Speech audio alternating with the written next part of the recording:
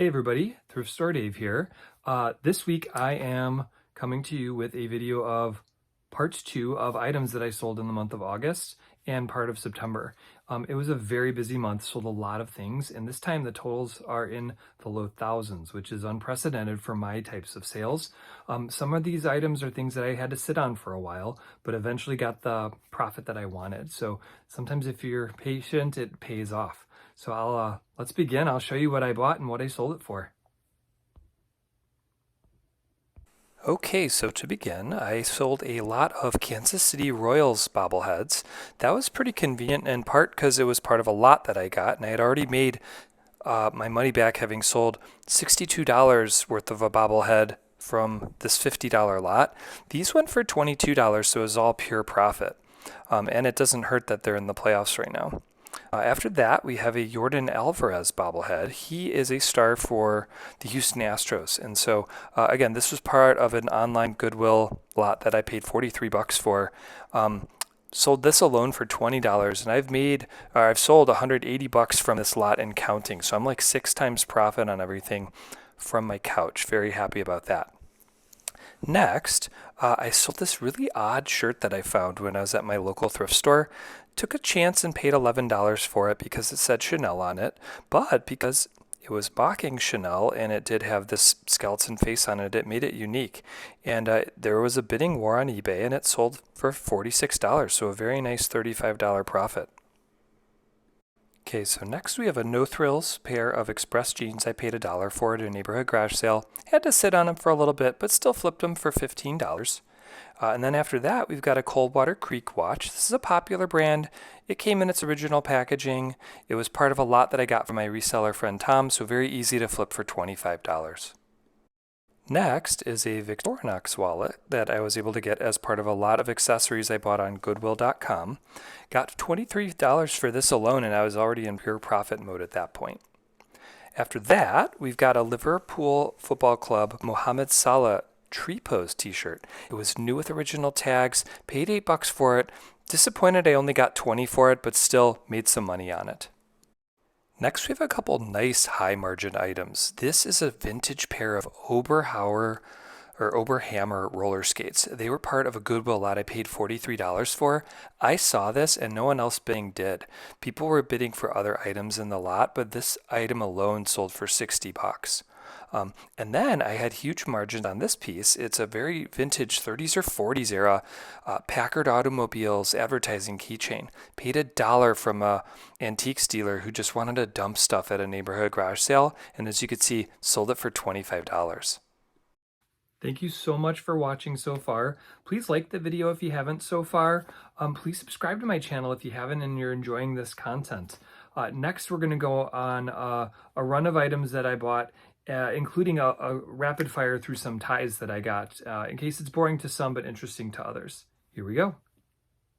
Okay, so first we have a 1990s era Tasmanian Devil yard flag. These always sell for money. If you can get them cheap enough like I did for $2, selling them for 15 or more is an easy thing to do. All right, quick run on ties. This is a lot of 3 ties that one buyer wanted to get. I had $1 or less in each of these, was able to sell them in a group lot for $35. I made more money and he saved on shipping. After that, we've got a Giorgio Armani tie. Was able to find this. It was a wool one, not a silk one, so kind of overlooked by people. Paid just $1 for it, sold it for $26. There are some ties that even though the brand's not sexy, like Land's End, certain patterns seem to be still evergreen and popular. So this was a 90s Land's End floral pattern tie, paid $1, sold for $18.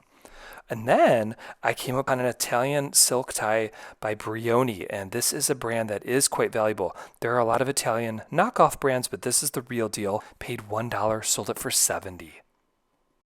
Next, we have a couple Facebook Marketplace sales. I was able to find this '89 Cubs Eastern Division Champion hat for $1. Flipped it to a local for $15. Very happy about that.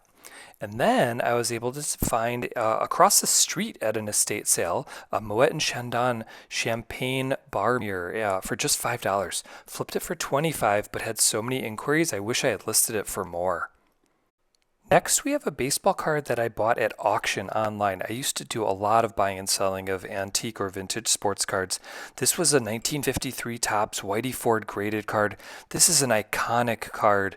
It's pictured everywhere in all kinds of places. So I paid only $425 for this card because it was graded by a less popular grading company, but was able to make a $500 profit flipping it for $925.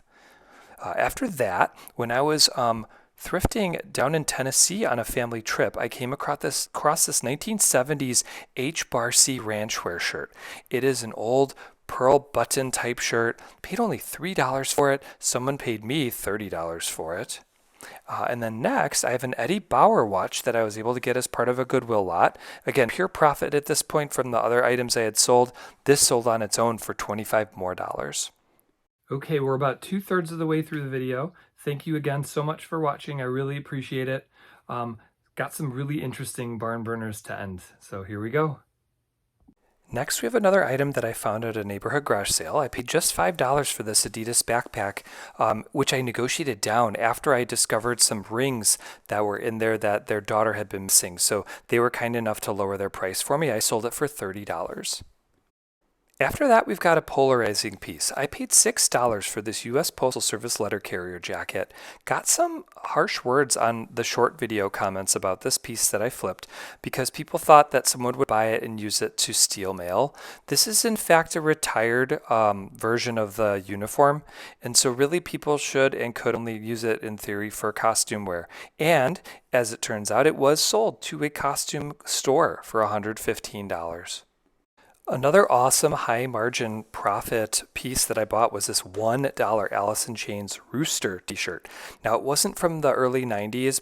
It was, I believe, late 90s or early Y2K, but still old enough and collectible enough to fetch $36. If it was from the early to mid 90s, it would have been a $500 shirt.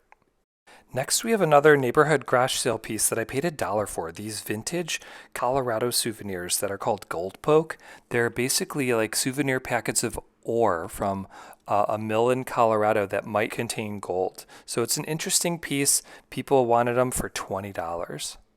And then lastly, I bought from that same antique dealer who was fire selling for $1 these John Lennon glasses. And they looked a little bit broken at the time. It turns out I was able to just slip a piece into the correct spot and then they were in perfect working condition. So I took something that was $1 and I sold it for $50. Okay, that wraps it up. Lots of items sold this past month and a half. Had a really good run. Had some really good margins this time. One important lesson that I've learned is I have my best margins on neighborhood garage sales because there are people that are more highly motivated to sell their items. So I'm going to be able to pick them up for a lot less than I'm going to sell them for to people who truly want them in other parts of the country. So I remind me myself to get out there and do more garage sale hunts rather than just the thrift store shopping. Save the thrift store for the winter time maybe, or for when I'm traveling, as some of my things I sold, I bought when I was traveling. But yeah, very excited about my profits. I hope you guys learned a few things as far as what to hunt for if you want to resell, or if you want to avoid feeling overwhelmed when you approach a sale or a thrift store. But thanks again for watching. Please like my channel and subscribe if you enjoy it. Please tell your friends, and please check out my eBay store, which is LC208. I'll see you guys next week. I'm Thrift Store Dave.